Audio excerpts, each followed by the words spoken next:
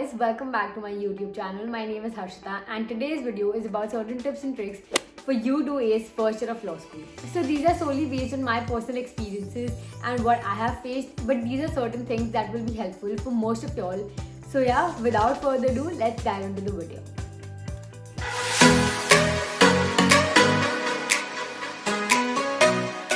So the first and the foremost tip that I like to give you all is do your readings. Do the readings that have been assigned to you by your professor and that are in the course manual as well. Doing the readings is very, very important. I know most of us laze around and procrastinate because we don't feel like doing the readings, and then we're always like, yeah, we'll see what happens in the end and we're gonna do it during the finals. But trust me, it is super important because most of the questions, most of the understanding and most of the knowledge comes from the readings. If you actually sincerely do your readings before your classes, you will always maintain a flow throughout the semester and you will never be lost in the middle of the semester as to what is happening in the syllabus. If you keep procrastinating, the readings keep piling on, and the number of subjects we have, all of the readings will compile together, and once your exams are closer, you will feel burdened, and it is basic that you will skip out on some readings.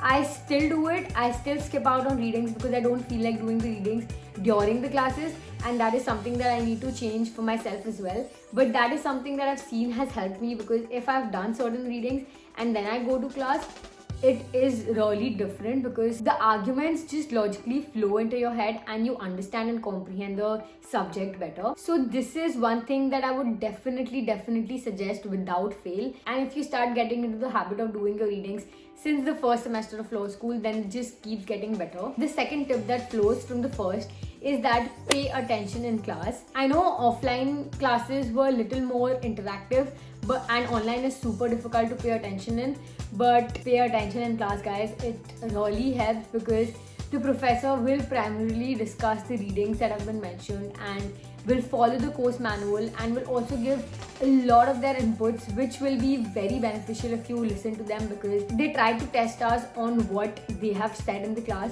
and they expect us to talk about that. And if you have certain doubts when you're doing the readings and if you pay attention in class, it just gets clearer. Not only paying attention in class, but try to become interactive, ask questions, interact with the professor, because then your enthusiasm increases and you're bound to pay more attention. And if you ask questions, obviously your doubts will be clarified and you will get more clarity in the subject, and all of this together really helps a person. The third tip that I would like to give you all is make notes. Make a lot of notes, because when you make notes, firstly you understand and retain things much better and for a longer period of time, because in case you forget something, you know where you have to go back to and the topic just clicks. Making notes is very important. You will just have small bits of the entire readings and you will not have to do the readings all over again. Coupled with this is the notes that you need to make in class. So making notes in class is super beneficial because you can literally jot down certain key things that the professor says, and that could really help you in making your answers or your arguments better. Even if you don't want to write the entire paragraph or the sentences the professor says, just jot down certain points or the keywords that can help you remember what the professor was trying to say. So moving on to the fourth thing, start briefing. You need to understand how to brief cases, how to understand the key concept that has been discussed in the case, because when you're writing your answers, when you're arguing your answers, then you need to cite cases and you need to cite precedents.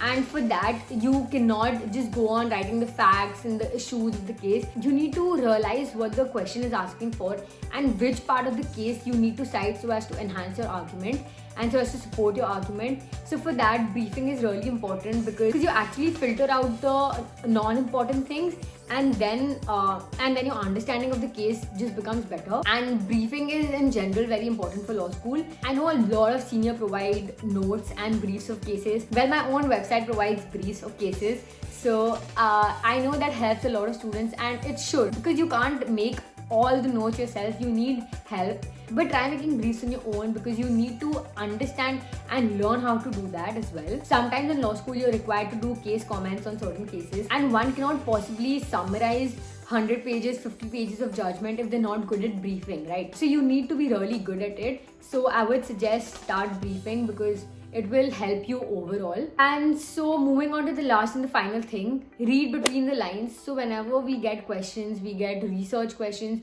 always read between the lines because nothing is very straightforward. There's a little twist to all the questions, and the questions are sometimes made so as to confuse us even if they have a straightforward answer. So make sure to read between the lines, understand what the question actually says, and make sure your research is to the point. You will also come across cases in law school that are extremely difficult to understand or comprehend at one go, and in that case you need to read between the lines because you need to understand what a certain judge or the facts of the case are, and if you fail to understand that, then the whole case is wrong. So yeah, try practicing analytical questions and try solving certain questions that can help you understand something that is not actually on the face of it, but you will need to go in depth. So yeah, those are the 5 short tips that I like to give to any person in law school or is planning to start law school. And these are the things that I have experienced in 2.5 years of law school, and I will be coming up with much more revised versions once I start experiencing more. So yeah,